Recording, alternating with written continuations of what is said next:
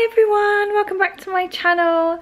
Today I'm going to chat with you about something that's a little bit emotional, but it's been a lot on my mind, so I thought I'd make a video about it. It's Baby Loss Awareness Week, and it's just everywhere at the moment, isn't it? Which is great, it's really great. I think it's something that should be talked about more, and that's why I'm talking about it, but thought I would just do a little video to sort of talk through what it's like to be pregnant after you've had a loss, just because it's really hard. It's really hard. So a little bit of backstory. I've got 3 children. Between the first 2 I had a miscarriage, so which meant I got to sort of 12 weeks and I hadn't had any signs I was losing the baby until a couple of days before my 12-week scan. I started to bleed like tiny bit, like just tiniest bit, but I hadn't bled in my previous pregnancy, so I was obviously immediately worried, and I had like a really bad backache for the last few days, but I just put that down to like pregnancy aches and pains. I hadn't felt well at all the whole pregnancy. So that was the Thursday, I think, and then my scan was booked for the Monday. See, on the Friday I went to the doctor and they said, you know, there's nothing they could do. If I was losing the baby, then I was losing the baby, there's nothing they could do about it, and they wouldn't like put me in for an emergency scan because my 12-week scan was coming up on Monday anyway. I literally couldn't wait that long, Friday, Saturday, Sunday to the Monday. Couldn't live that long not knowing what was happening. I just couldn't do it. 3 months is a long time to be pregnant, and sort of imagine you're having a baby and all that, and then all of a sudden you think, oh, you know, yeah, so that's a long time. So I booked in for a private scan. I went for a private scan and they confirmed that the baby had died some weeks ago. Couldn't really tell when, probably between 6 and 9 weeks. I think the baby was measuring 6 weeks and the sac was measuring 9 weeks. And they could already see it sort of starting to break away. So we were obviously devastated, totally devastated. I didn't imagine it was going to happen. We'd had one pregnancy that had gone fine. I just didn't think that this was going to happen. And we told a few people that I was pregnant as well, so it was kind of like, oh, having to tell them was really hard. So yeah, that was the Friday. So I basically just sort of stayed in bed, cried a lot, and then that evening I went into labour. I didn't think a miscarriage would be like that, but it was labour. I had contractions. They were really painful. I woke up in the night with them, and luckily, I think in my head I'd had that scan, so I knew the baby had already gone. But if I hadn't have had the scan, if I'd just gone, you know, waited till the scan that I was supposed to be having on the Monday, I wouldn't have known if the baby was alive. You know, I'm so glad we paid for that private scan, just so I knew the baby had already died, and you know, I wasn't worried about giving birth to a baby, I don't know, it was still alive, or would have been still alive. Yeah, so I was in a lot of pain with these contractions, and I kind of thought, do you know what, I'm not doing this. I don't want to be in all this pain for nothing, you know. So we phoned the hospital and they asked us to come into the early pregnancy unit, and this must have been about by 6 in the morning or something like that. So I had contractions all the way there in the car, and then I still wasn't really bleeding that much, it was just contractions. And then as soon as we got to the hospital, I gave birth to the baby. Just as we were getting out of the car, I could feel it.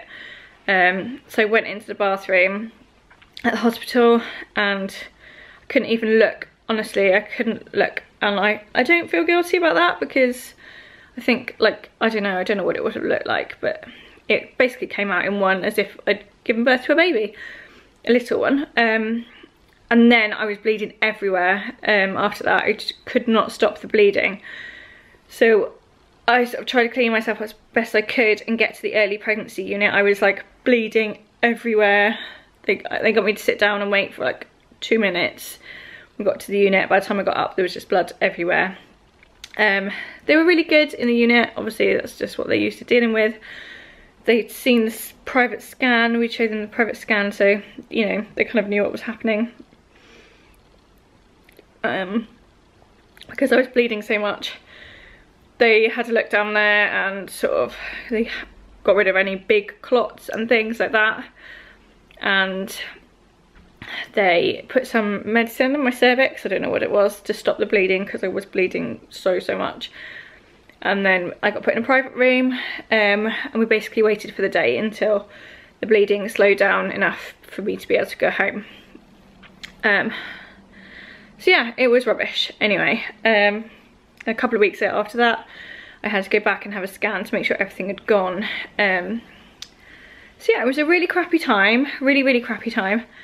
And it wasn't helped afterwards just because people don't know how to deal with people who've lost a baby.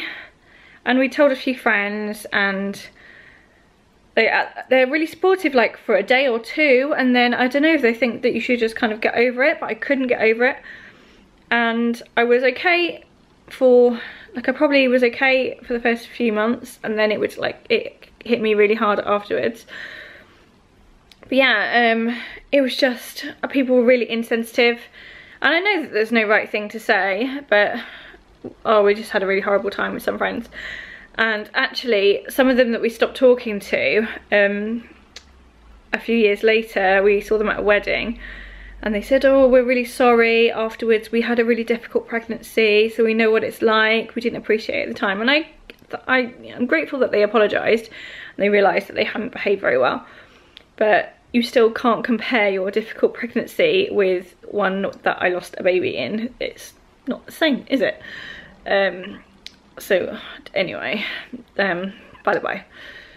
So that all happened. It took us a while to get pregnant with my second daughter, but we luckily got pregnant with her and no real problems.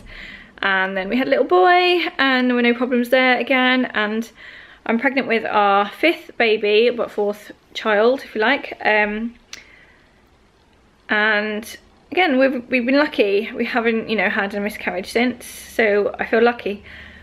But I wanted to talk about what it feels like to be pregnant after you've had that, and like, so basically no pregnancy after that is the same, and I don't think anyone who hasn't been through it can understand that. I feel so lucky to be pregnant, but from the minute you take that test, whereas other people say, oh look, there's 2 blue lines, I'm having a baby, that is not what I think. That I think 2 blue lines, right, that's, I've got to get to 8 weeks till I can have an early scan to see if everything's growing okay. And then you get to 8 weeks and you've got to get to 12 weeks to make sure everything's okay. And you can't be excited about your 12-week scan because you've got that memory of the scan that you had looking at a dead baby. So I find scans really stressful, and I get really anxious and I don't enjoy them. And I don't want to go for any more than I have to. So I wouldn't go for a 3D scan or pay for a private gender scan. I wouldn't do anything like that because we had such a bad scan experience. I'm just traumatized by them, I think. So yeah, you look at those lines and you don't think I'm having a baby. You don't see the little pudgy baby at the end. You kind of think, oh, I've got to get to this stage, get to this stage, get to this stage, and then it'll be okay. And it'll be okay when the baby's here. And it means that I can't plan anything. I will buy stuff for the nursery and things.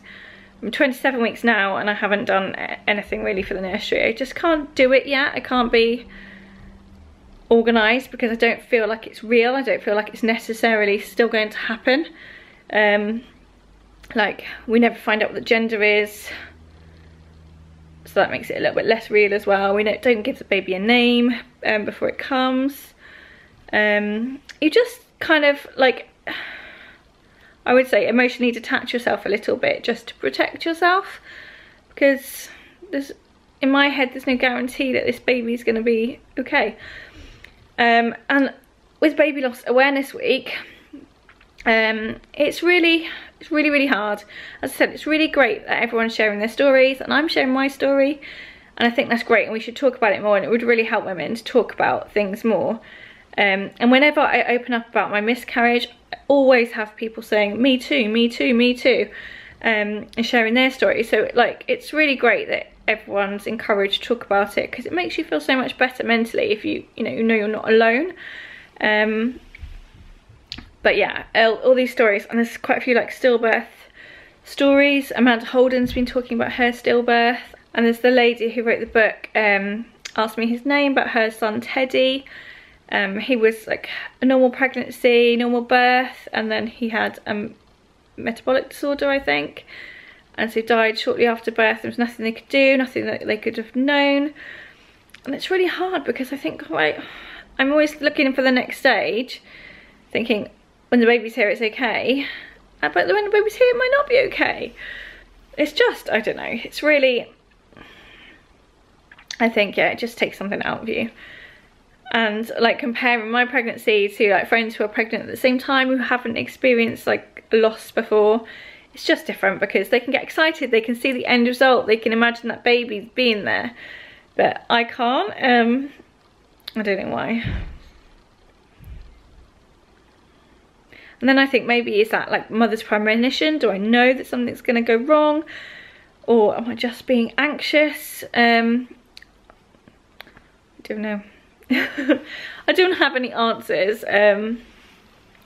Obviously it does get easier with time, I will say that, and I've had 2 children since, and that makes it easier. It does make it easier. They don't replace anything, but it does make it easier. I was desperate to have a baby after I lost this one. I was just desperate. So I was lucky we got pregnant again and again, and maybe that's why I want more children, because, you know, I know what it's like to have lost one. Yeah. So yeah, it's a really rambly video, sorry, but it might go to some way to explain why I'm a little bit reluctant to, like, why I haven't bought any baby clothes, or I haven't decorated the nursery yet, or things like that. Because yeah, well, I try and detach myself basically a little bit, self-preservation and all that. And I'm chatting about my story. I feel really weird putting it out there. Like, a few people know the story, like my close friends now I've told since, but like at the time I didn't tell anyone, because I hated talking about it. I really hated talking about it. I thought if anyone asked me, I'd get upset, I would cry. I would like prefer not to have said anything, just so that people wouldn't be nice to me. I don't know. But yeah, times are changing, and it's really good. And, you know, unfortunately, like, losing a baby, 1 in 4, isn't it? It happens to so many of us. And it's really good that we talk about it. So I thought I would share my story about what it's like to be pregnant after you've had a miscarriage. And it's great to be pregnant after you've had a miscarriage. Don't get me wrong. It's just different and can be difficult at times. So if you've got a friend who's pregnant after having a miscarriage, like, just be a little bit understanding, because it's not like a regular pregnancy, I guess.